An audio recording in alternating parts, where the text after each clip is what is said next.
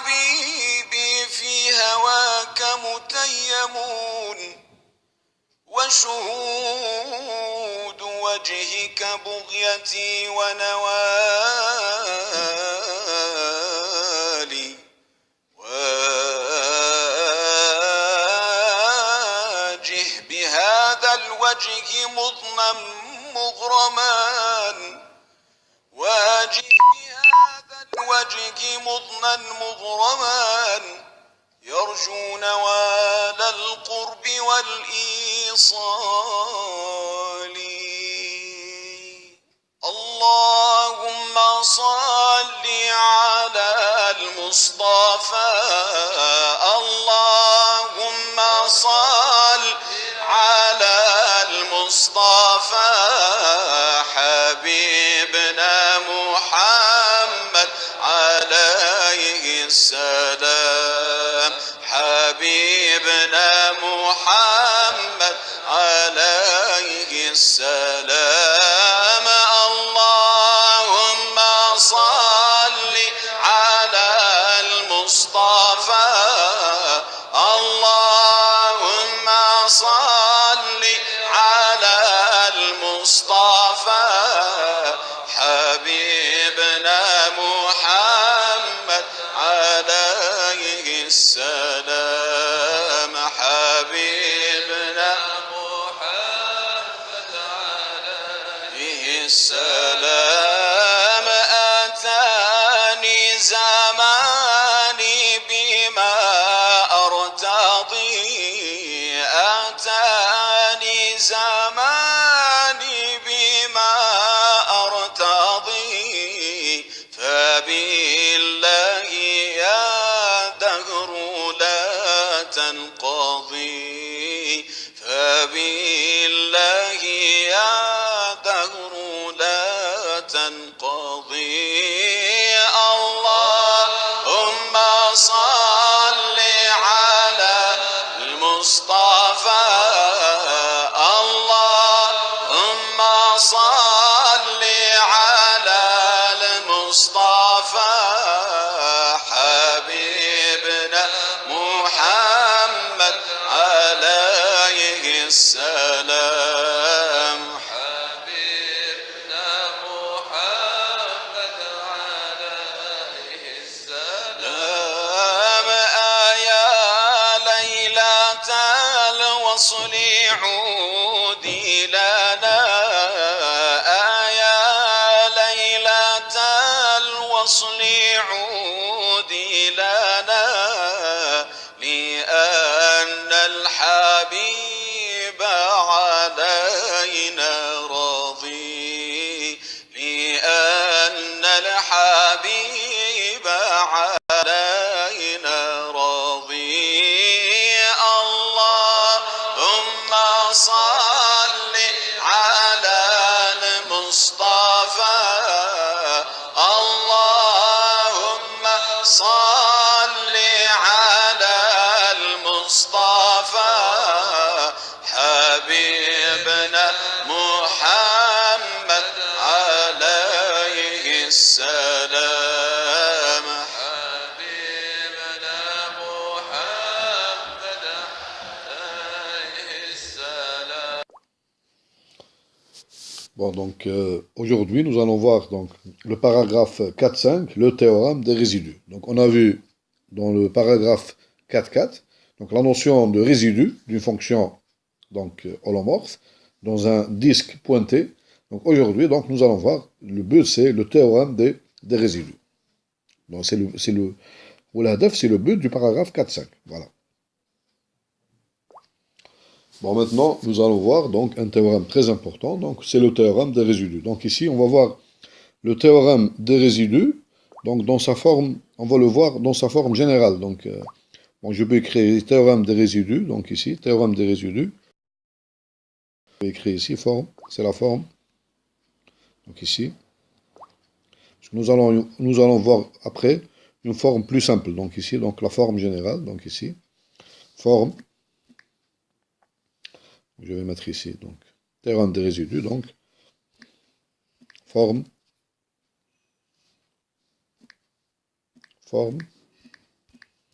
Donc, nous allons voir tout à l'heure donc des formes particulières, donc une forme plus simple encore. Ça, c'est la forme un peu générale du théorème donc des résidus. Donc, forme générale, voilà. Donc, théorème général, donc la forme générale. Donc, qu'est-ce qu'on a comme hypothèse? Donc, les hypothèses du théorème des résidus dans la forme générale, donc qu'est-ce qu'on se voit? Soit,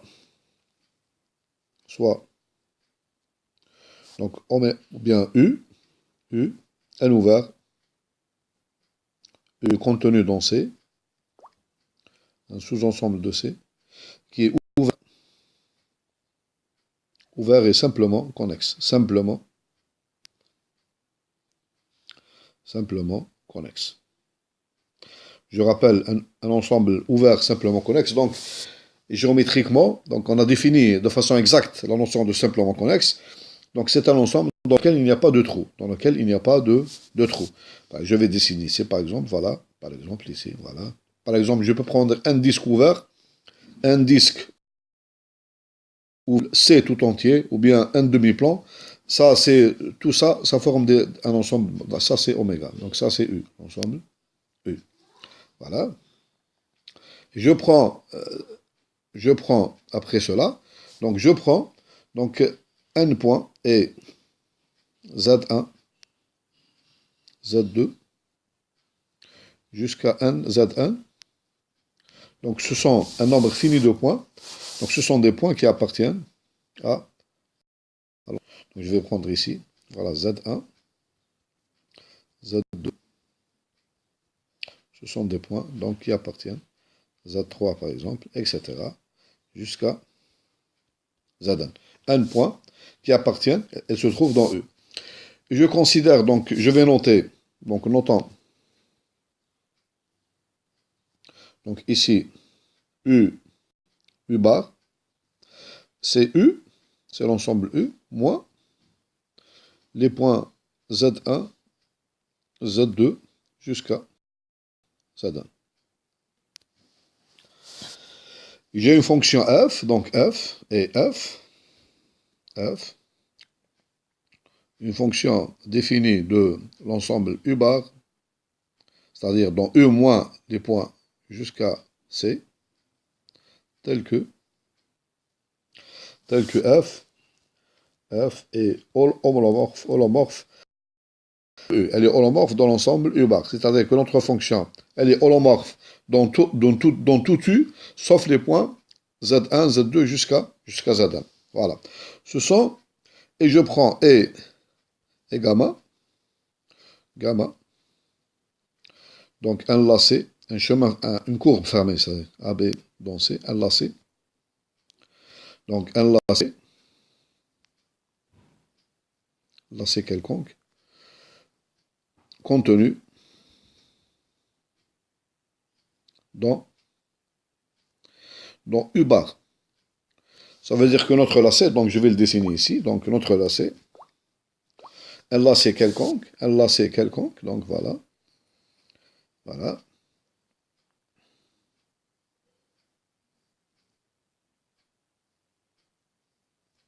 la gamma,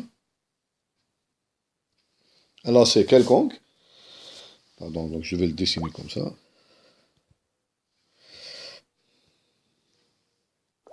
un lacet quelconque, voilà, donc,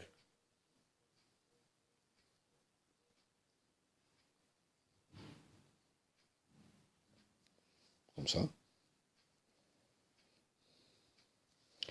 C'est-à-dire notre lacet, il ne passe pas, donc il est contenu. Donc ici, j'ai une petite erreur ici, donc voilà. Bah, ça n'a pas marché, donc on va le refaire. Allez, on va le refaire rapidement. Donc ça c'est notre ensemble U, voilà. Ça c'est U, pardon. Ça c'est U. Et notre lacet gamma. Donc c'est un lacet qui est contenu, c'est-à-dire gamma de AB, il est contenu dans U bar, c'est-à-dire il ne passe pas par les points Z1 jusqu'à Zn. Donc je vais le dessiner comme ça, par exemple, voilà. Par exemple.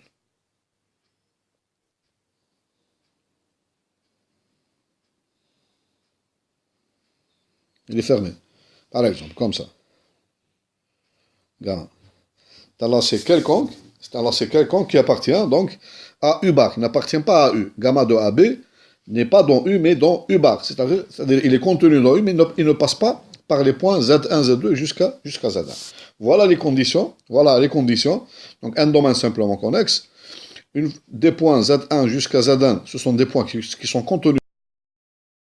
Et la fonction f, elle est holomorphe dans U, sauf les points Z1 jusqu'à Z1. Et je prends un lacet quelconque contenu dans U bar. Contenu, c'est-à-dire dans U, il ne passe pas par les points ZI. I de 1 jusqu'à 1. Voilà les conditions, donc les conditions donc, du théorème de résidu. Alors, qu'est-ce qu'on a dans ce cas? Alors, qu'est-ce qu'on a comme résultat? Alors, l'intégrale gamma f dz, cette intégrale-là, bien sûr, elle n'est pas égale à 0. Pourquoi notre fonction n'est pas... Nous avons un lacet, nous avons un domaine simplement connexe, et nous avons un lacet dans U. Pourquoi cette intégrale, théorème de Cauchy? Pourquoi on ne peut pas appliquer ici le théorème de Cauchy? Parce que la fonction n'est pas holomorphe dans U. Si f était holomorphe dans U tout entier, cette intégrale serait égale à 0. Notre fonction, elle est holomorphe dans U, sauf les points, elle est holomorphe dans U bar. Donc cette intégrale n'est pas nécessairement égale à 0. Je répète, pourquoi cette intégrale n'est pas égale à 0? Parce que notre fonction, nous avons un domaine simplement connexe, et nous avons une fonction qui est holomorphe, elle n'est pas holomorphe dans U. Elle est holomorphe dans U, sauf les points Z1 jusqu'à Z1. Donc ici, on n'a pas, cette intégrale n'est pas, on ne peut pas appliquer le théorème de Cauchy ici. Donc, mais c'est une généralisation du théorème de Cauchy, le théorème de résidu. Donc ceci est égal à quoi? Est égal à, donc 2 ipi, multiplié par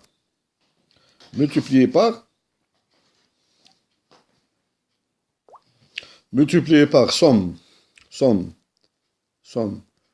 de k égale 1 jusqu'à n, somme des résidus de f point zk, multiplié par, c'est pas suffisant, l'indice du point zk par rapport au lacet gamma.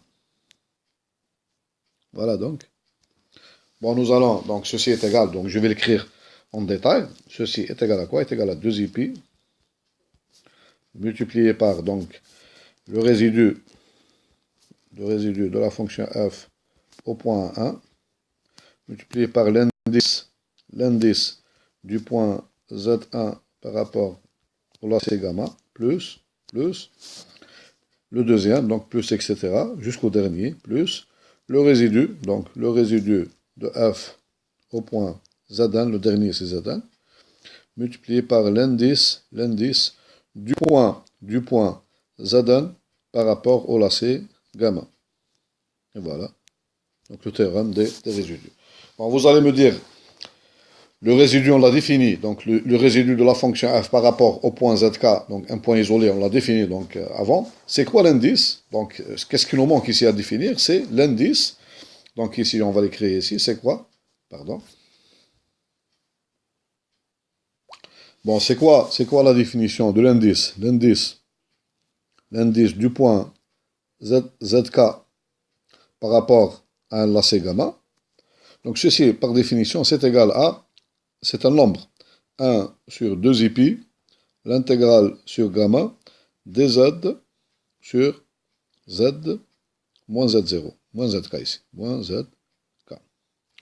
Ce nombre est un entier, donc ce nombre-là est un, donc ce nombre, donc c'est un théorème, ça, on peut dire, bon, par définition, c'est ça, mais le i, on va rapidement, donc, vous avez un point zk qui appartient à C. Donc ici, le point zk, il appartient, si vous avez gamma, par exemple, gamma est une application de AB dans C. Zk, il appartient donc à un point quelconque qui appartient donc à C, alors, moins gamma de AB. Il ne faut pas qu'il soit. Donc vous avez donc ici, Je vais écrire donc ici un lacet quelconque, voilà, par exemple gamma ici, gamma de AB. Je prends un point Z quelconque, donc ZK, il peut être ici, il peut être là, il peut être aussi à l'extérieur. Donc, et je définis l'indice du point ZK par rapport au lacet gamma, c'est cette intégrale. Et on démontre que cette intégrale, donc 1 sur 2 1 sur 2 l'intégrale sur gamma dz sur z moins zk, donc c'est un nombre qui appartient à z. C'est un nombre entier, il appartient à z. Donc il est égal à plus 1, moins 1, 0, moins 2, plus 3, donc c'est un nombre qui appartient à z. Ce nombre-là, il appartient à z. Qu'est-ce qu'il représente géométriquement?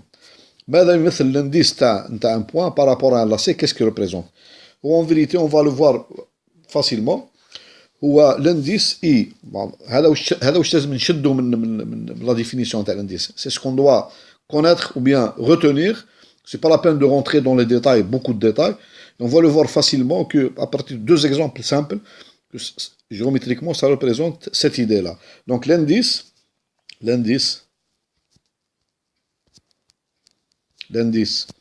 du point, la notion d'indice du point ZK par rapport à un lacet gamma, et le nombre de tours, et le nombre, qu'est-ce qu'il représente? Et le nombre de tours que fait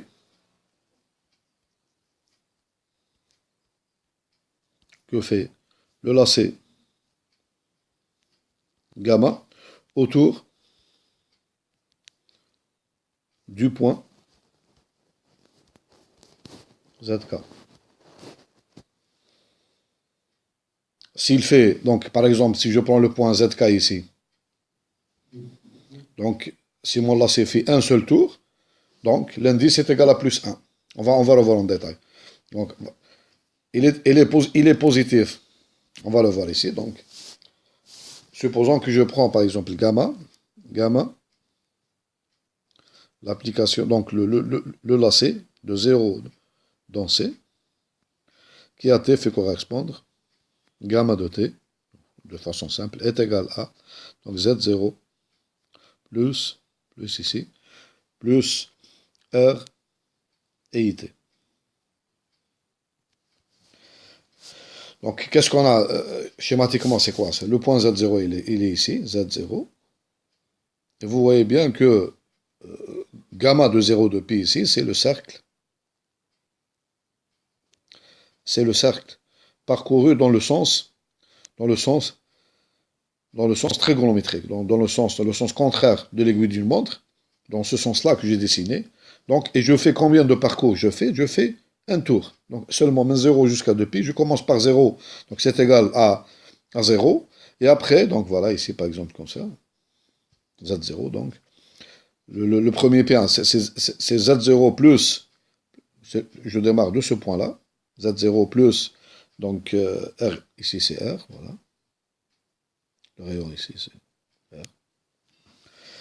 Et la fin, donc, je reviens au même point. Donc, je fais un tour complet, dans le sens trigonométrique. Si vous calculez cette intégrale maintenant, l'intégrale, donc l'indice I Z0 par rapport à ce cercle-là, vous allez trouver 1 sur 2pi, donc 1 sur 2pi, l'intégrale dz divisé par z moins z0.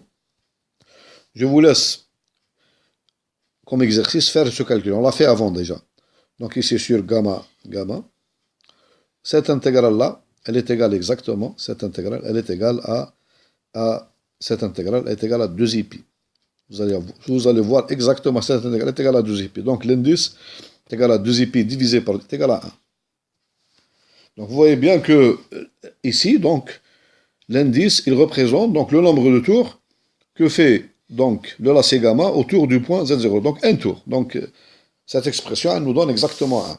Si je prends encore gamma, regardez bien, gamma, maintenant, gamma, je prends de 0 jusqu'à 2pi, dans C, qui à t fait correspondre ici, gamma de t, pardon, ici, je prends de 0 jusqu'à 4pi.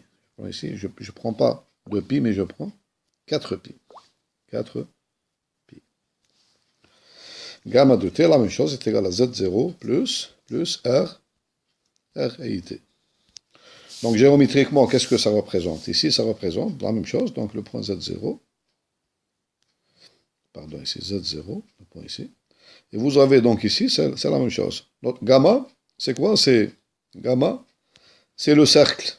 C'est le cercle. Mais parcouru dans le sens trigonométrique, mais 2 fois. Parce que vous avez ici plus RIT, donc gamma de 0 jusqu'à pi. Donc je fais un tour. Et après, de 2pi jusqu'à 4pi, je fais un autre tour. Donc ici, c'est le cercle parcouru 2 fois. Parcouru 2 fois. Si vous calculez maintenant l'indice I du point Z0, gamma ici, vous allez trouver 1 sur 2pi, l'intégrale dz sur z moins z0, mais cette intégrale-là, elle ne va pas vous donner 2pi, mais elle va vous donner 4pi. 4pi. Lorsque vous divisez par 2pi, vous allez trouver 2. Donc, l'indice ici représente vraiment le nombre de tours que fait le lacet autour du point Z0. Donc, c'est 2 tours. Maintenant, je vais prendre un troisième exemple. Donc, je vais considérer, j'ai gamma, la même chose, gamma de 0 jusqu'à 2pi de C qui à t fait correspondre. Gamma de t est égal à, donc ici on a dit Z0 plus R et IT. Et je vais considérer donc gamma bar, gamma moins, gamma moins, la même chose, de 0 jusqu'à 2pi, dans C, qui à t fait correspondre ici, gamma, c'est pas de t, gamma de 2pi moins t.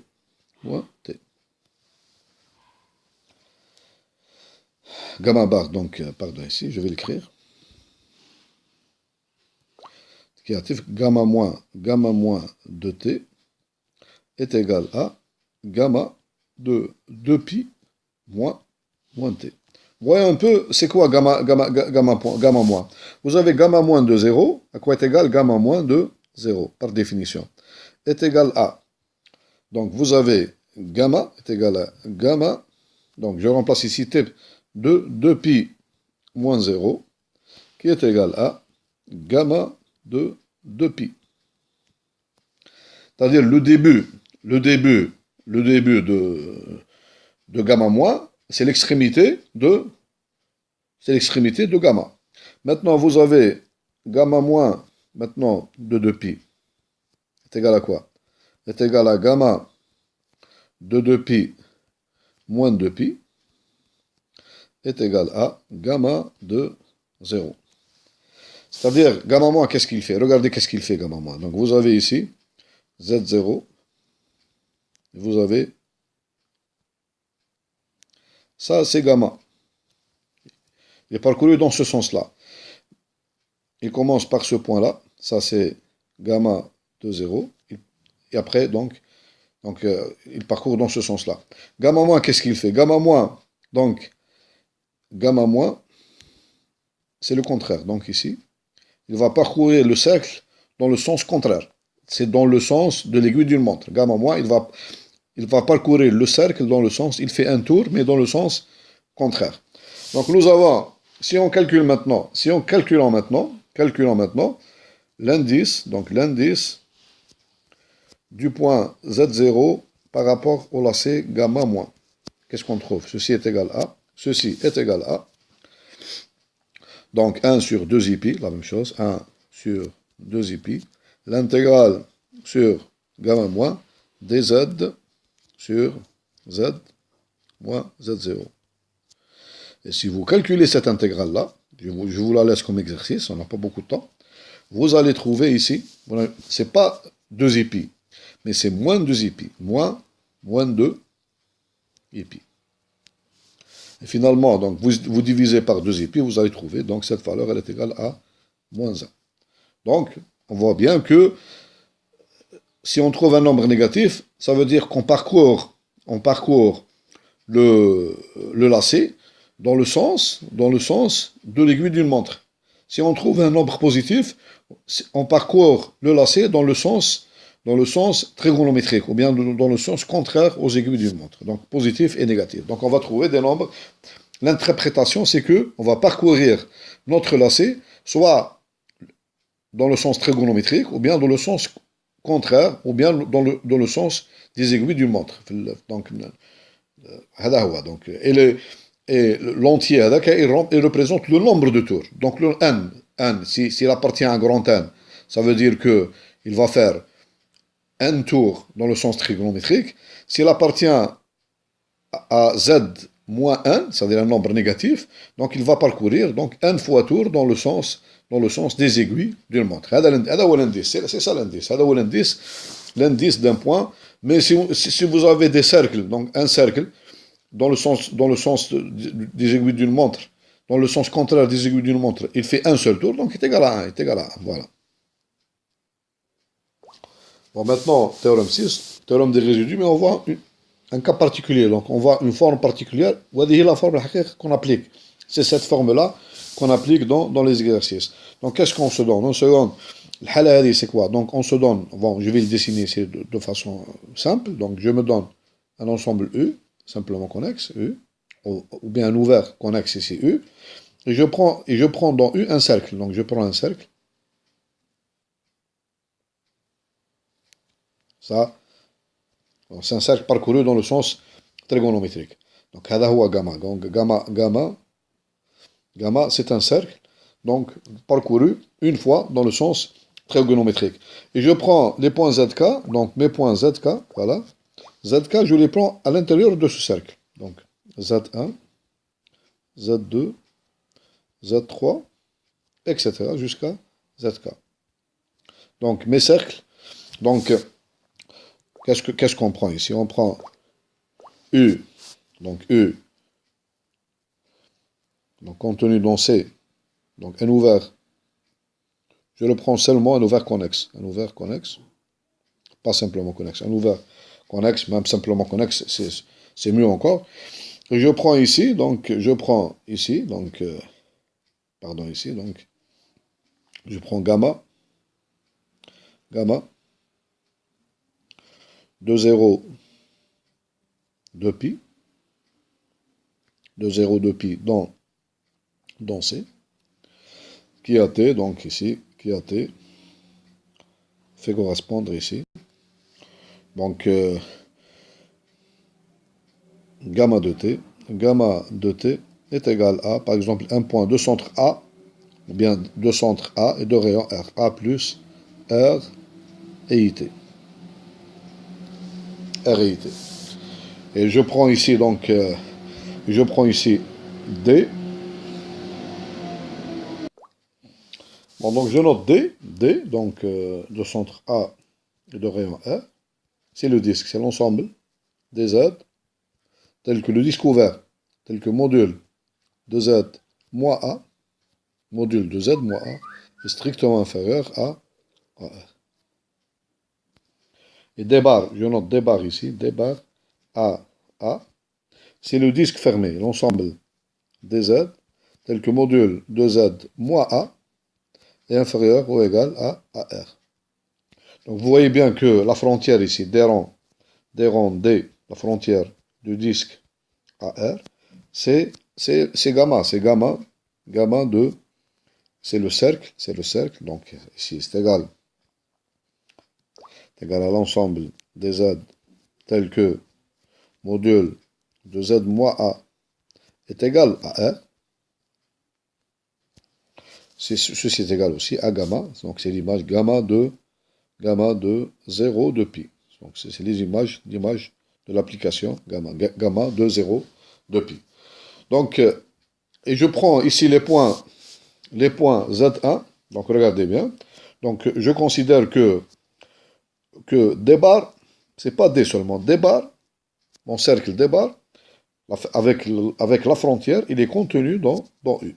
Les hypothèses D bar est contenu dans U.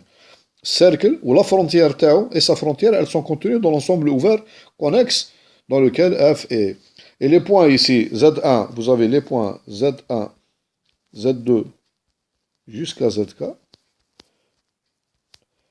Ils appartiennent au disque ouvert. Ils appartiennent à la frontière.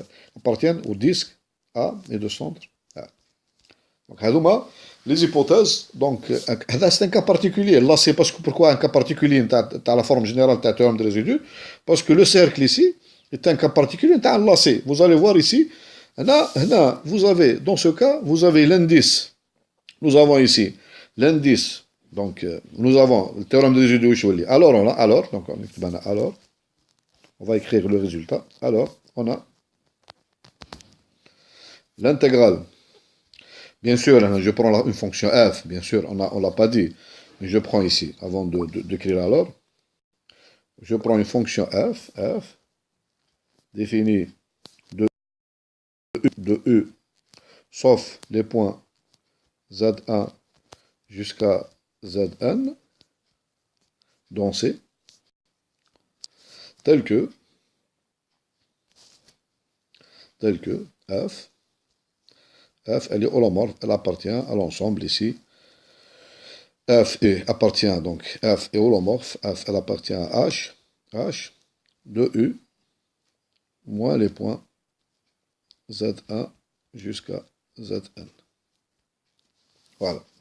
Donc ma fonction elle est holomorphe dans l'ensemble U, sauf les points Z1 jusqu'à Zn. Voilà. Dans ce cas, alors qu'est-ce qu'on a alors? Le résultat, qu'est-ce qu'on a alors? Alors, l'intégrale sur gamma f dz, هذا هو التhéorème des résidus, donc la forme particulière est égale à, يروح l'indice ما عادش يبقى, donc est égal à somme, 2 ip ici, 2 ip, مضروبة في somme de k égale 1 jusqu'à 1, résidu de f au point zk. Donc ceci est égal à, donc je vais l'écrire de façon détaillée, 2 ip multiplié par, donc résidu de f au point z1, plus résidu de f au point z2, plus etc., plus résidu de f au point zn. Le dernier c'est zn. Voilà. Donc pourquoi? Parce que vous avez ici l'indice du point zk pour tout point k entre 1 et 1 par rapport à gamma ici, elle est égale ici 1 sur 2 ip, l'intégrale sur gamma, le cercle ici, dz divisé par z moins zk, et ceci est égal à 1. Pardon, est égal à 2 ip ici, est égal à 2 ip, pardon, est égal à 1, bien sûr. Cette intégrale-là, est égale à 2 ip. Donc, lorsque vous divisez par 2 ip, vous allez trouver, donc ici, vous allez trouver exactement 1. Même on l'a dit géométriquement, si je prends n'importe quel point tout seul, Z0 par exemple, je prends le cercle, il est à l'intérieur du disque, donc le nombre de rotations que fait le cercle dans le sens, il est parcouru dans le sens, on a donc, vous avez ici gamma t de 0, 2 pi, donc est égal à 1 tour, donc est égal à 1. L'indice il est égal à 1. Pour tous les points, zk ici, contenu dans le disque ouvert de centre A. Donc, voilà donc le théorème des résidus. Donc les indices, tous les indices ici, ils sont égaux à 1. Parce qu'en vérité, nous avons théorème des résidus, 2 ip, résidu de f z1, multiplié par l'indice du point z1 par rapport au lacet gamma, est égal à 1. Plus résidu de f au point z2, multiplié par l'indice du point z2, est égal à 1 aussi. Donc il ne reste que que le résidu. وهذا هو التhéorème, c'est ça, هذا هو التhéorème qu'on va appliquer dans les applications. Donc si vous avez un ouvert connexe et des points Z4, donc il suffit de... Bon, en général, vous avez un problème. Vous avez un ouvert quelconque, des points ZK, Z1, Z2, Z3, Z4, etc. Qu'est-ce que vous faites? Vous prenez, c'est possible, il y a quelqu'un qui vous avez par exemple, vous n'avez pas un ouvert, donc vous avez une fonction f qui est holomorphe dans C, par exemple, dans C, sauf un nombre de points finis, Z1 jusqu'à Zn ici. Jusqu'à Zn. Qu'est-ce que vous faites? C'est simple. Vous avez vos points ici, voilà les points. Vous prenez un cercle dans lequel tous ces points sont contenus. Voilà, un cercle qui est là. Et vous appliquez donc le théorème. Voilà, je peux toujours trouver donc un ouvert U qui contient ce cercle gamma. Et vous appliquez donc le théorème des résidus à ce problème-là. Donc on va voir après comment justement l'application du théorème de résidus va résoudre beaucoup de problèmes. Résolution, donc on va trouver des intégrales indéfinies, on va trouver la résolution des équations, etc., etc. Voilà. Bon, nous avons vu donc dans le calcul d'une intégrale, donc somme gamma f dz, elle est égale à donc résidu, donc on a ici 2i multiplié par résidu de f au point z1 plus résidu de f au point z2 plus, etc., plus résidu de f au point zn. Nous sommes dans le cas d'une fonction f, je fais le schéma ici, donc vous avez un cercle de centre A par exemple, qui contient les points Z1 jusqu'à Z2 et les points Z4, donc Z3 jusqu'à Zn. Gamma, je vais gamma A, donc gamma A, donc ici le cercle est tel que la fonction est le holomorphe, donc dans un ouvert connexe U, qui contient le disque fermé de centre A et de rayon R, dont gamma A est la frontière, et le cercle. Donc vous avez les points ZK, ils sont contenus dans le disque ouvert de centre A et de rayon R. Donc dans ce cas, vous avez, donc on a l'intégrale sur gamma est égale, l'intégrale sur ce cercle-là est égale à 2i multiplié par la somme des résidus. Donc le calcul de l'intégrale, حساب التكامل هذا يرجع, donc revient au calcul, donc il faut savoir calculer le résidu de f fait un point zk. Donc il faut, à quoi est égal, donc le résidu de f au point zk. Donc on a vu avant que ce résidu-là est égal à le coefficient D1 dans le développement de Laurent, mais en général, c'est pas évident. Pour trouver le développement de Laurent, tu as une fonction méromorphe, ou la holomorphe, dans un disque, sauf des points ZK. Donc, développement de Laurent, justement, donc, si on connaissait facilement le calcul du développement de Laurent, donc le résidu, donc le par définition. Mais malheureusement, donc pour calculer le développement de Laurent d'une fonction, ceci n'est pas évident. Donc il faut trouver des méthodes simples de calcul du résidu. Donc c'est le but du paragraphe 4.6 maintenant, méthode pratique de calcul des résidus. Donc nous allons voir dans ce paragraphe comment calculer de façon pratique ce résidu. Donc les résidus dans la fonction f aux différents points zk. Nous allons voir que lorsqu'il s'agit d'un point singulier isolé apparent, donc ça c'est facile. Lorsqu'il s'agit aussi d'un pôle d'ordre 1, donc ça c'est aussi facile. Donc on va traiter en détail ces deux cas. Le troisième cas, donc lorsqu'il s'agit d'une singularité essentielle, c'est plus difficile un peu. Mais d'abord, donc on va établir donc des règles pratiques. On va dans ce paragraphe-là, on va le pratique de calcul des résidus. إذا حساب التكامل هذا somme de gamma f dz dz يرجع puisque يساوي 2 بي مضروبة في ريزيدو نتاع اف نقطة زائد 1 زائد اكسيتيرا زائد ريزيدو اف. دونك المشكل تاع الكالكول تاع الانتجرال هذه اللي هنا يرجع الحساب تاع لي ريزيدو. دونك الفو كالكولي باش نلقوا الانتجرال لازمنا نكالكولو لي ريزيدو. لو ريزيدو بار ديفينيسيون بالتعريف واش قلنا؟ قلنا اذا كان نكتبها هنا، اذا كان لا فونكسيون تاعي اف نكتبها اف دو زاد ديفلوبمون دو لورون في au voisinage du point ZK. تتكتب على الشكل، donc تكتب على الشكل هذا une partie somme de k égale 0 jusqu'à l'infini Cn Z في كل نقطة Z plus قلنا كل فونكسيون holomorphe في un disque sauf le point ZK تكتب على الشكل هذا somme de k égale 1 jusqu'à l'infini dn divisé par Z moins ZK à la puissance n حول النقطة زد كا. كل نقطة زد كا عندها، كل نقطة زد كا هنا عندها ان ديفلوبمون دو لورون au voisinage du point زد كا. دونك إذا كي نكتبو الديفلوبمون دو لورون دونك لو ريزيدو نتاع اف au point زد كا يساوي دي ان. هو هنا نهزو هذا لابارتي هذه ما تهمناش. البارتي لا ما تهمناش في الكالكول تاع ريزيدو. تهمنا لابارتي سكون ابل لابارتي سينغولير، هذه اللي تهمنا.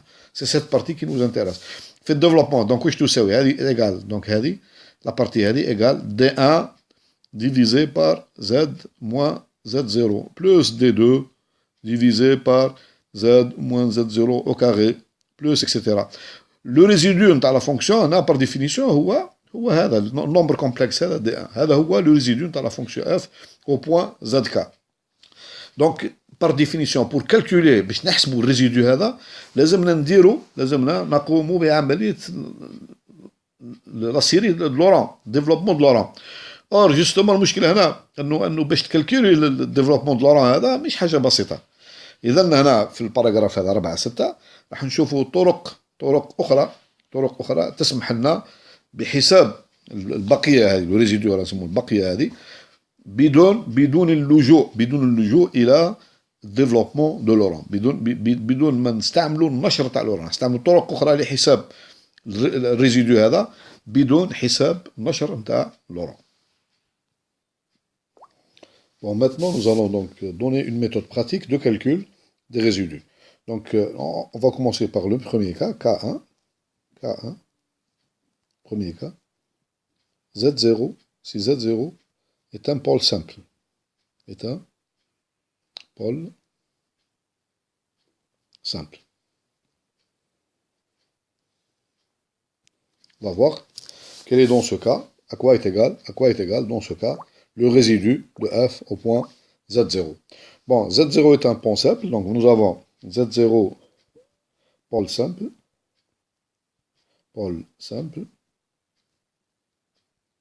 On sait que dans ce cas, le développement de Laurent f de z s'écrit sous la forme f de z est égal à, donc ici, somme, on va écrire ici donc A0.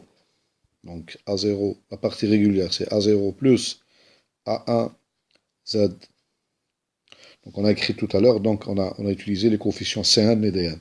Donc c'est égal à C0 plus C1 Z moins Z0 plus etc. Plus, ça c'est la série, plus donc C1 Z moins Z0 à la puissance n plus etc. Donc c'est la première série, plus la partie singulière. On a dit lorsque Z0 est un pôle simple, donc nous avons un seul coefficient, c'est le coefficient D1 seulement, D1 divisé par Z moins Z0. Tous les autres coefficients, D2, vous avez ici, c'est tout. Vous avez ici D2 égale D3 égale Dn égale, etc. égale 0. Tous les autres coefficients sont nuls. À partir de cela, si maintenant je multiplie Z moins Z0 multiplié par la fonction f de z, qu'est-ce que j'obtiens? Donc qu'est-ce qu'il me reste dans ce développement? Il me reste donc, j'obtiens D1 plus, donc pour Z différent de Z0 bien sûr, D1 plus, donc C0 multiplié par Z moins Z0, plus C1 multiplié par Z moins Z0 au carré, plus etc., plus, en général ici, j'obtiens Cn multiplié par Z moins Z0 à la puissance ici, n plus 1, plus, donc, on obtient les autres termes. Et ceci m'implique, on obtient dans ce cas-là, limite lorsque Z tend vers Z0, de Z moins Z0 multiplié par F de Z. Qu'est-ce que j'obtiens dans ce cas? Dans ce cas, on obtient, donc ici, qu'est-ce qui me reste dans ce terme? Il me reste D1, qui est égal aussi, donc on sait que, par définition, le résidu, donc c'est le résidu de la fonction F au point Z0. Voilà donc le calcul. Donc j'obtiens, je peux maintenant l'écrire donc sous forme de résultat. Donc on obtient dans ce cas, donc Z0, on a résidu de F au point Z0 est égal à limite lorsque Z tend vers Z0 de la fonction ici, Z moins Z0 multiplié par F de Z.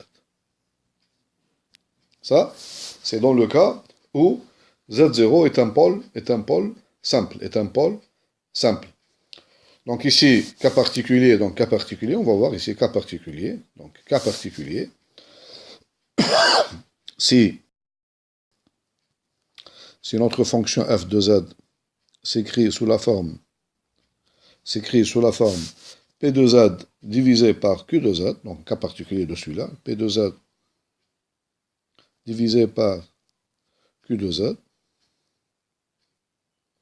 p de z divisé par q de z, avec ici, puisque c'est un pôle simple, donc puisque z0 est un pôle simple, donc vous avez q au point z0 est égal à 0, puisqu'elle est simple, vous avez donc ici q' au point z0 est différent de 0. Voilà. Donc ça implique que mon pôle, donc il est simple. Dans ce cas, qu'est-ce qu'on obtient? Dans ce cas? Vous obtenez, on a ici, donc, qu'est-ce qu'on obtient? Dans ce cas, on obtient Q de Z, il s'écrit sous la forme suivante, on l'a démontré ceci déjà, est égal à Z moins Z0, multiplié par donc, Q', multiplié par Q1, pardon, ici.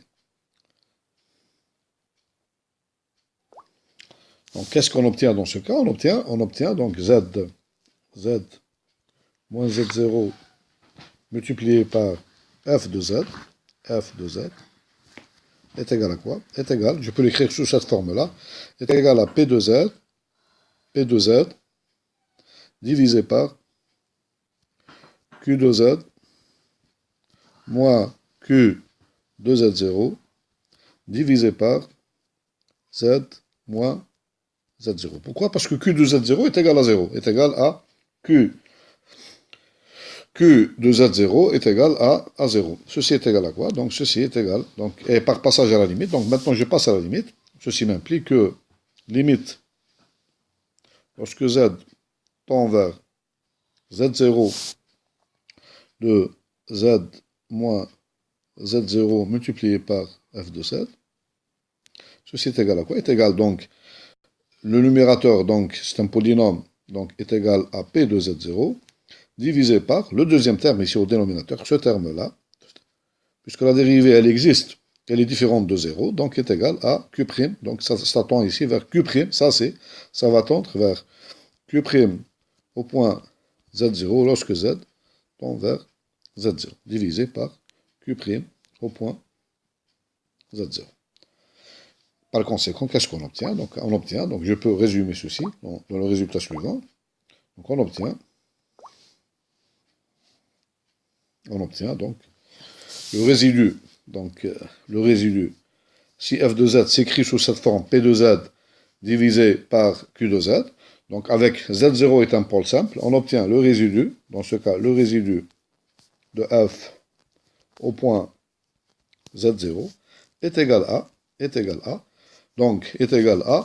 p, donc il suffit de remplacer p au point Z0, divisé par, donc Q', au point Z0.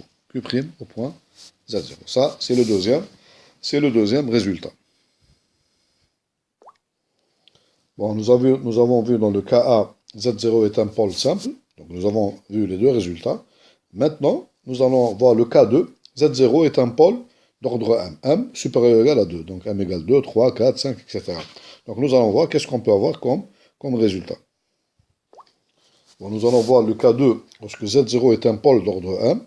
Donc nous savons que, par définition, si Z0 est un pôle d'ordre M, donc le développement de Laurent s'écrit sous la forme, donc f de z, donc la partie singulière d1 sur z moins z0 plus d2 sur z moins z0 carré plus jusqu'à dm sur z moins z0 à la puissance 1 plus la partie régulière qui est égale ici, donc en vérité c'est ici c'est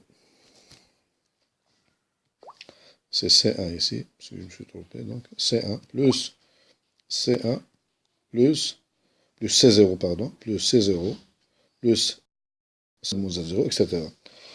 Donc lorsque je multiplie, si je multiplie maintenant f de z par z moins z0 à la puissance 1, donc on va refaire les calculs ici, donc on va les refaire ensemble, tout simplement. On obtient, qu'est-ce qu'on obtient? On obtient, donc je multiplie le premier terme, d1 divisé par, j'obtiens d1 multiplié par z moins z0 à la puissance m moins 1, plus le deuxième, je le multiplie par z moins z0 à la puissance m, donc j'obtiens d2 z moins z0 à la puissance m moins 2, etc. Jusqu'au dernier, l'avant-dernier, c'est dm moins 1, z moins z0, et le dernier, donc vous avez dm divisé par z moins z0 à la puissance m, celui-là, multiplié par z moins z0 à la puissance m, qu'est-ce qu'il me reste? Il me reste dm, il me reste seulement dm, et le reste, donc j'obtiens ici plus, ça c'est c0, plus c0, je multiplie par z moins z0 à la puissance m, etc. Donc plus, etc. Plus, etc. Voilà, de l'autre c'est C1 multiplié par z moins z0 à la puissance m plus 1, etc. Donc je continue comme ça. Donc qu'est-ce que je fais maintenant? Donc je vais effacer ici, je vais refaire le calcul. Donc on va refaire le calcul ensemble.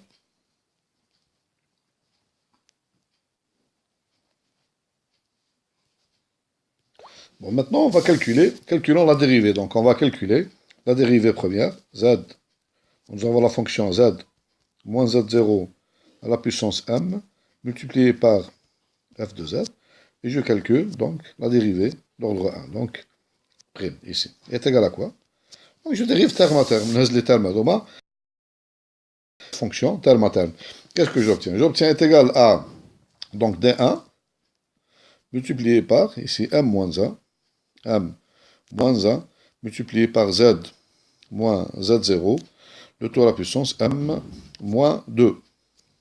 Plus le deuxième terme ici, plus, vous avez donc D2 multiplié par M moins 2, multiplié par, ici, Z moins Z0 à la puissance M moins 3. Plus, etc. Donc, plus. Donc, le terme ici dm, donc il devient égal à 0. Qu'est-ce qu'il me reste? Il me reste le terme constant ici, c'est dm moins 1. C'est important ici. Plus dm moins 1. Plus les termes dans lesquels il y a les ck. Donc plus, voilà le terme, les di sont comme ça. Plus, qu'est-ce qu'on obtient? Plus, le premier, donc c'est 0 multiplié par z moins z0 à la puissance m moins 1. M moins 1 plus le deuxième ici, plus C1, on va écrire encore, C1 multiplié par C1 ici, puisque le terme c'est C1, z moins z0 à la puissance m plus 1. Donc C1 multiplié par m plus 1, z moins z0 à la puissance ici m plus 1 moins 1 c'est m, plus ce qui reste. Voilà. Donc ça c'est la dérivée première. Qu'est-ce qu'on remarque ici? C'est que le premier terme ici, d1, je le multiplie par m moins 1, et la puissance ici, c'est m moins la dérivée plus 1. Vous avez la dérivée, c'est 1 ici, je lui enlève 2. et après je l'enlève, etc. Donc, et le dernier terme qui reste, c'est dm moins a. Le terme qui est après dm, il devient donc égal à 0. Bon, on va faire le calcul aussi pour la dérivée seconde. Donc, on va essayer de calculer, pardon, ici, donc, on va essayer de calculer pour un peu voir dans les calculs, pour un peu voir, donc, comment seront les calculs. Voilà, donc j'efface ça.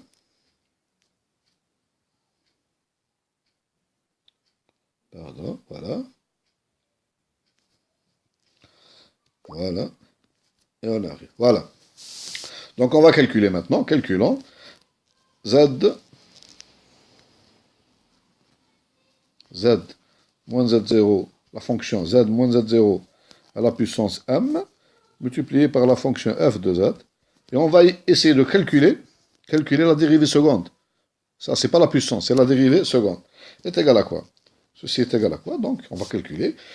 Est égal, donc, qu'est-ce qu'on fait? Donc, on a D1 qui reste, multiplié par M moins 1, multiplié par M moins 2, multiplié par Z moins Z0, le tout à la puissance M moins 3. M moins 3, M moins, je vais l'écrire comme ça, M moins 2 plus 1. Le 2 ici, je lui ajoute, en vérité, c'est M moins 3, mais je l'écris comme ça, c'est mieux. Comme ça, on peut comprendre. Plus. Là, ce qui m'intéresse, c'est ce terme-là. L'autre terme, je vais aller jusqu'à, regardez bien, jusqu'au terme. Qu'est-ce qu'il me reste ici?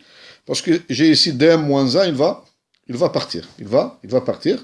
Donc, qu'est-ce qu'il me reste? Il me reste jusqu'au dm moins 2. Donc, j'obtiens ici dm, le terme qui est dm moins 2. Donc, dans la deuxième dérivée, dans la première dérivée, le terme dm s'est annulé.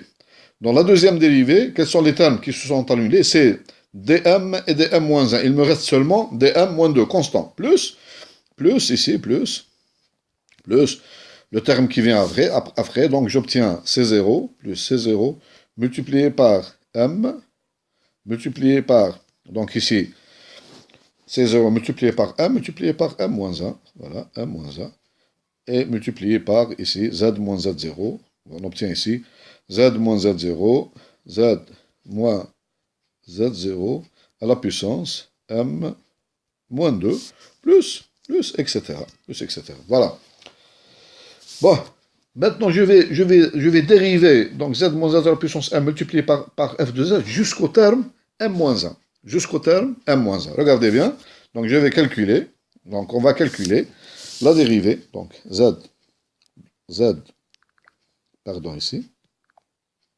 Z moins z0 à la puissance m multiplié par f de z, la fonction z.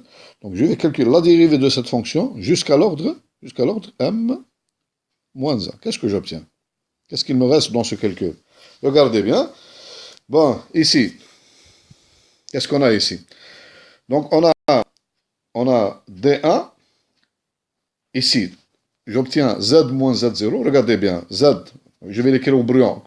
J'obtiens à la fin, c'est Z moins Z0 à quelle puissance? La puissance, c'est la puissance M moins,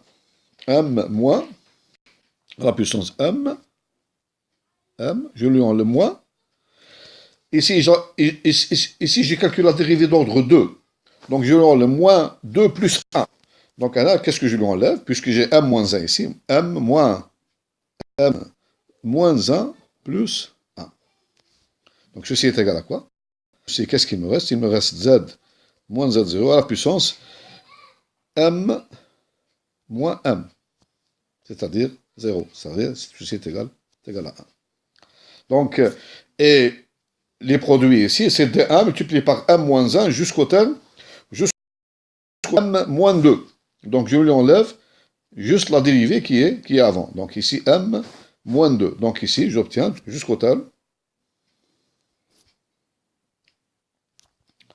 puisque ici, je fais la dérivée. Donc, j'obtiens D1 multiplié par, donc les termes, c'est quel terme ici? C'est M moins 1 multiplié par M moins 2 jusqu'au terme m moins, le terme que je dérive ici, c'est m moins m moins 1.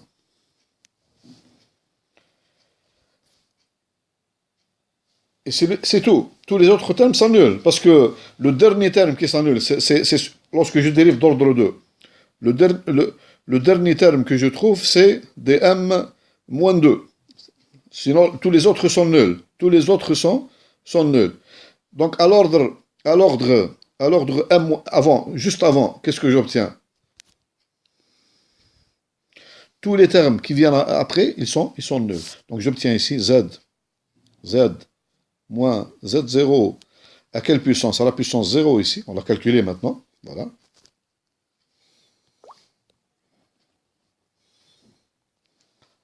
Plus. Regardez ici. Donc, les coefficients. Maintenant, je parle, regardez bien ici. Voilà. Pardon. Qu'est-ce qu'il me reste ici dans... C'est le coefficient ici, C0. Le premier. C0. C'est lorsque je mets 2, c'est m jusqu'à z moins z0 à la puissance m moins 2. Z moins z0 à la puissance m moins 2.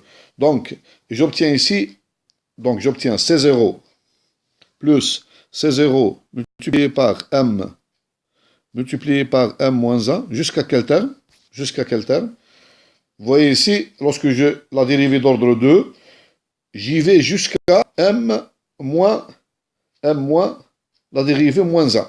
Donc, puisque si je parle de m, de la dérivée d'ordre m moins 1, donc m multiplié par m moins 1 jusqu'au terme ici, jusqu'au terme m moins m moins m moins 1, m moins 2, pardon, m moins m moins 2. Puisque lorsque j'ai mis ici la dérivée d'ordre 2, je suis allé jusqu'à, je mets m moins m moins 1. M moins 1. 1 par rapport à 2, c'est 2 moins 1. Donc, lorsque je dérive sur m moins 1, donc je vais jusqu'à m moins m moins 2. Voilà. Donc, jusqu'à l'ordre ici, voilà. M moins m moins 2. Et z moins, c'est ça ce qui m'intéresse. Z moins z0, à quelle puissance? Ici, j'ai m moins 2. Donc, je lui enlève juste le degré de la dérivée. Donc, jusqu'à z moins z0 à la puissance, z à la puissance m moins m moins 1. Puisque la dérivée, c'est m moins 1, donc m moins m moins 1. Plus les autres termes. Calculons ce terme-là. Ceci est égal à quoi? Ceci est égal à, donc, est égal à d1 m moins 1 multiplié par m moins 2. Ce terme-là est égal à quoi? Donc, calculons ce terme-là, voilà, rapidement, donc, ce terme-là.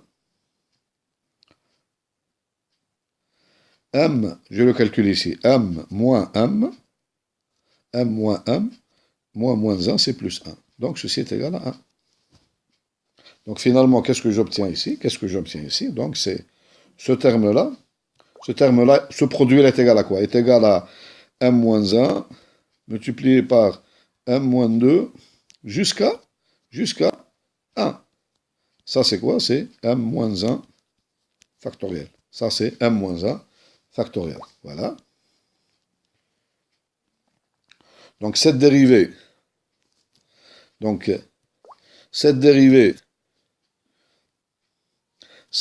que je calculais, donc, est égale à quoi? Donc, ceci est égal à quoi? Est égal à m moins 1 factoriel multiplié par d1 plus ici, plus c0. Ceci aussi, m multiplié par m moins 1 jusqu'à, ici nous avons ici m moins m moins 2. Nous avons ici m moins m moins 2. C'est-à-dire, vous avez m moins m plus 2.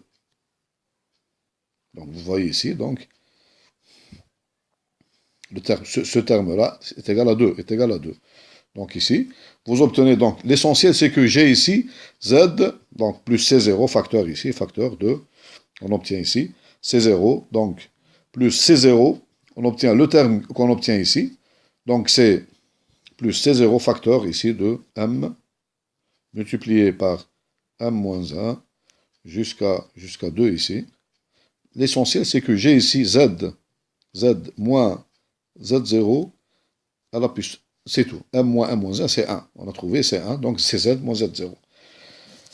Ceci, c'est quoi? C'est exactement, c'est z moins z0 à la puissance m multiplié par f de z. Et c'est la dérivée d'ordre m moins 1. Et lorsque je fais limite, lorsque z tend vers z0 de cette expression-là, de z moins z0 à la puissance m, multiplié par f de z, la limite de quoi? De la dérivée d'ordre m moins 1. Elle me donne quoi? Elle me donne, qu'est-ce que j'obtiens? Elle me donne donc m moins 1 est égal à moins 1 factoriel multiplié par d1. Parce que l'autre terme, tous les autres termes, ici vous avez un coefficient z moins z au carré, z moins z0 au carré. Donc la limite est égale à 0. Donc lorsque je remplace ici z par z0, j'obtiens 0. Tout le reste, il devient égal à 0. Et par conséquent, puisque le résidu c'est d1, le résidu de la fonction, lorsqu'il s'agit d'un pôle de mutation, j'obtiens donc le résultat, on obtient donc d1 égale, donc le résidu, donc j'obtiens donc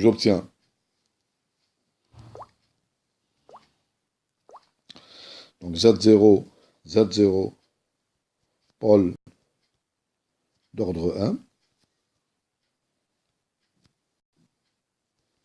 Dans ce cas, m ici, m, il est supérieur ou égal à 2. J'obtiens dans ce cas résidu de la fonction f au point z0 est égal à quoi? Est égal, donc, 1 sur m moins 1 factoriel, multiplié par, donc je prends limite, lorsque z tend vers z0, c'est, je prends ici la fonction z moins z0 à la puissance m, multiplié par f de z, et je calcule sa dérivée d'ordre m moins 1. Voilà. C'est ça, donc, le résultat essentiel qu'on obtient pour calculer le pôle, le résidu d'un pôle d'ordre m, d'un pôle d'ordre 1. Donc qu'est-ce qu'on fait? Donc, la première des choses, on calcule z moins z0 à la puissance m multiplié par f de z. Je la dérive, donc cette fonction, je la dérive m moins 1 fois. Et après, donc, je calcule sa limite lorsque z tend vers z0. Et après cela, je la divise par factoriel m moins 1. Donc, bien sûr, ce calcul il est intéressant lorsque m n'est pas très grand. M égale 2, 3, 4, 5, 6. Parce que le calcul des dérivés, il est simple. Mais lorsque vous avez donc un calcul, donc m est grand, est très grand, donc il faut utiliser la série de Laurent. لازم نستعملوا la série de Laurent باش نحسبوا le résidu de la fonction f في le point z0. Bon, maintenant, on va essayer de faire un exercice. Donc, il va appliquer tous ces résultats. Donc, on vous donne trois fonctions. A, B, C. La première, c'est sinus Z divisé par Z. La deuxième, c'est E à la puissance Z au carré divisé par Z3 plus 1. Et la Z2 multiplié par cosinus Z moins 1. Pour la première, on vous donne Z0 égale 0. Pour la deuxième, on vous donne Z0 égale moins 1. Et pour la troisième, on vous donne 0. Montrez que pour ces points Z0, 0, moins 1, 0, que les points suivants sont des singularités des fonctions. C'est-à-dire que 0 est une singularité de sinus Z sur Z, que moins 1 est une singularité de E à la puissance Z2 divisé par Z3 plus 1, et que 0 est une singularité de 1 sur Z2 cosinus Z moins 1. Premièrement ça.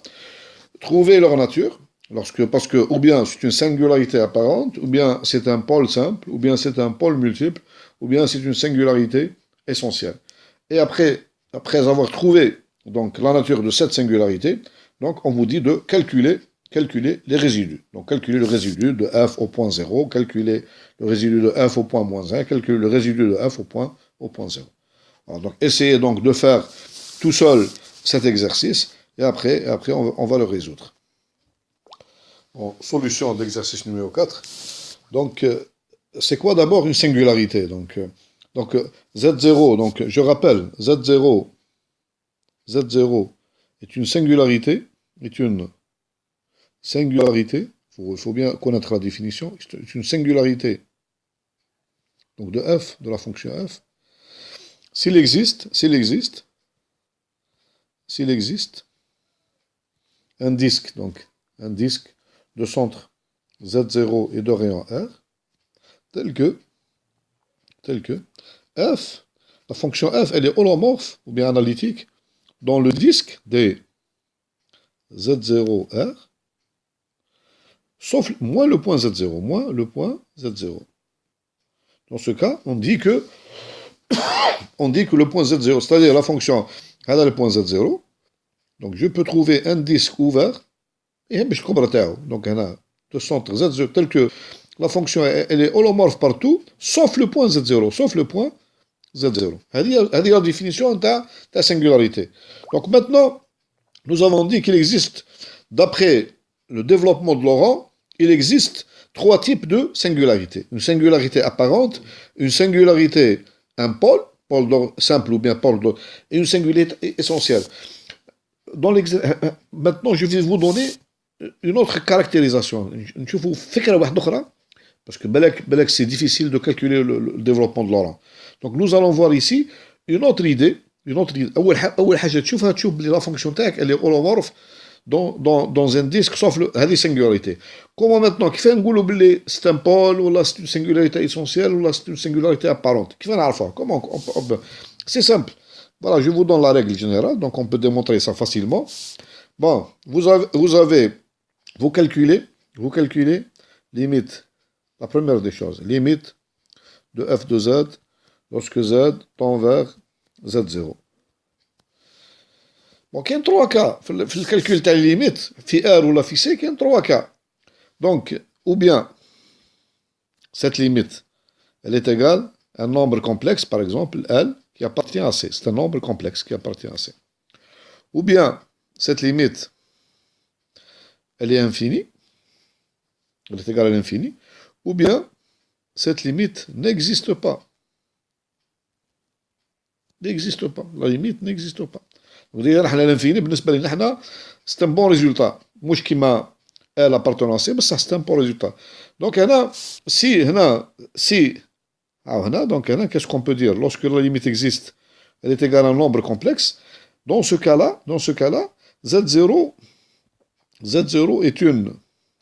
est une singularité apparente, une fausse singularité, singularité apparente. C'est une fausse singularité. C'est-à-dire, je peux prolonger ma fonction en une fonction qui est holomorphe في الديسك كامل. Donc هنا الحقيقة Z0 c'est une singularité apparente. هي مغشوشة, c'est une singularité qui n'est pas vraie. Donc je peux prolonger de façon analytique donc ma fonction en une fonction qui est holomorphe dans tout le disque. مش غير le point Z0. Bon, هنا Z0 est un pôle.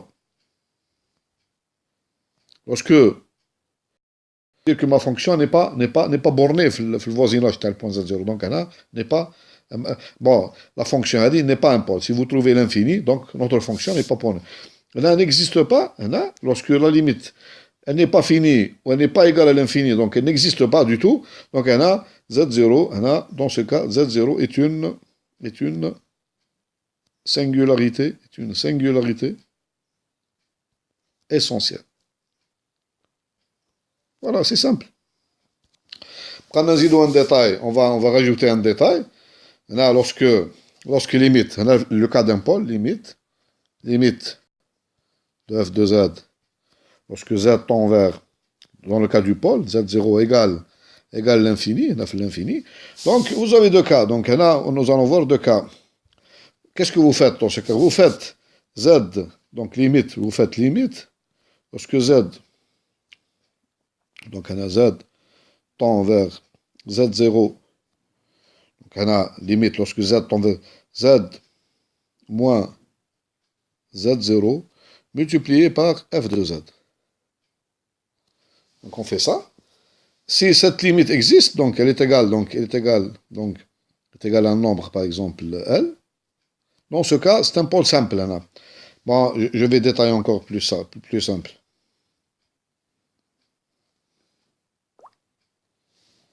Vous avez limite de f de z lorsque z tend vers z0 est égal à l'infini. Donc, deux cas. Si limite lorsque z tend vers z0, z moins z0 multiplié par f de z. Cette limite existe. Dans ce cas, ça c'est un le cas هذا Z0 est un pôle simple, est un pôle simple. C'est un pôle simple.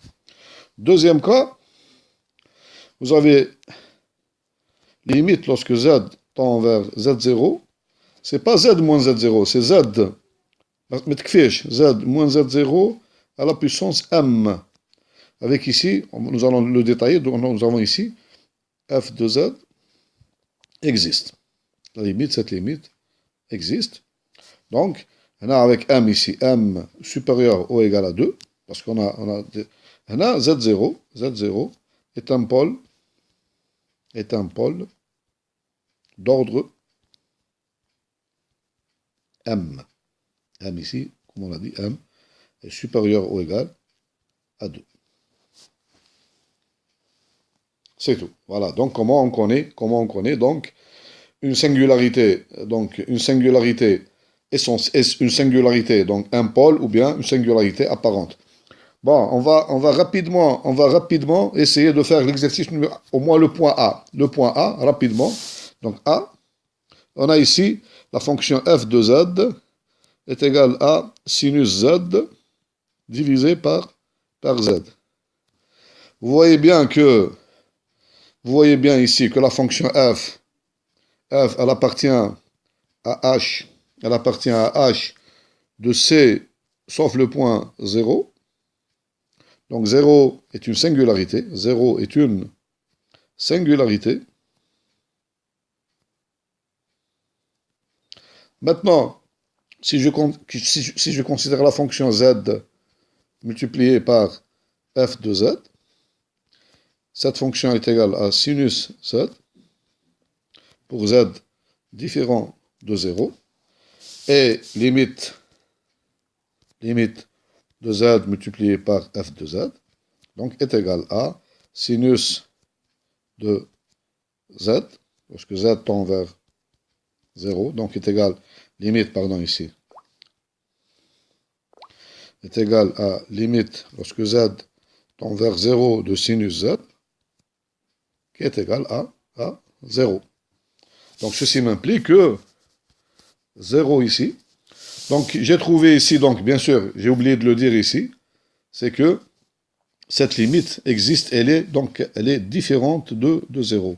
Elle est différente de 0. Bon, on laisse ici limite lorsque z existe, donc il faut les deux conditions. Limite de f de z égale l'infini, et limite lorsque z tend vers z0, z moins f2 existe. Dans ce cas, z0 est un pôle simple. Dans notre cas, dans notre exemple, vous avez, dans notre cas, pardon ici, bon je vais effacer rapidement, donc je vais effacer ça, on va refaire ça. Donc on voit bien que 0 est une singularité. Premièrement, on n'est pas dans le cas d'un pôle. Ici, on a limite de f de z